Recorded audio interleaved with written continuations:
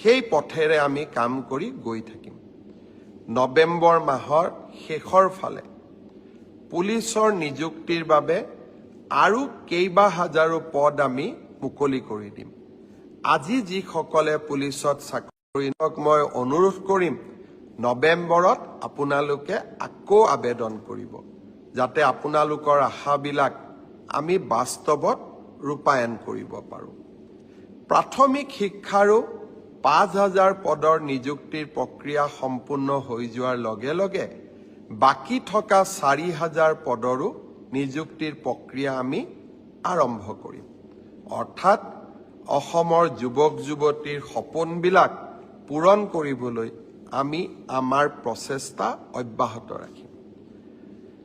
ইয়াৰ মাজতে আজি ৰাতিপুৱা আমি এটা সুন্দৰ নতুন আঁচনি আৰম্ভ কৰিছোঁ। আঁচনিটোৰ নাম হ'ল CM ফ্লাইট। ফ্লাইট মানে বিমান নহয়, কিন্তু CM ফ্লাইট হ'ল এনে এখন আঁচনি যাৰ দ্বাৰা আমি অসমৰ ল'ৰা ছোৱালীয়ে যাতে জাপানলৈকে গৈ, জাৰ্মানীলৈকে গৈ, সাউথ কোৰিয়ালৈকে গৈ চাকৰি কৰিব পাৰে, তাৰ বাবে আন এখন দুৱাৰ মুকলি কৰি দিয়া। এডভান্টেজ অসম দ্বিতীয়ৰ সময়ত জাপানৰ লগত আমি এখন বুজাবুজি চুক্তি স্বাক্ষৰ কৰিছিলোঁ।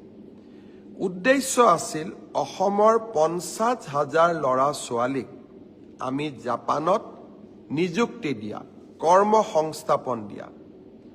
জাপানত এটা চাকৰিত, সাধাৰণ চাকৰি, ড্ৰাইভাৰ হ'ব পাৰে, নাৰ্ছিং কেয়াৰ হ'ব পাৰে, অফিচত কাম কৰিবলৈ কম্পিউটাৰ অপাৰেটৰ হ'ব পাৰে, বা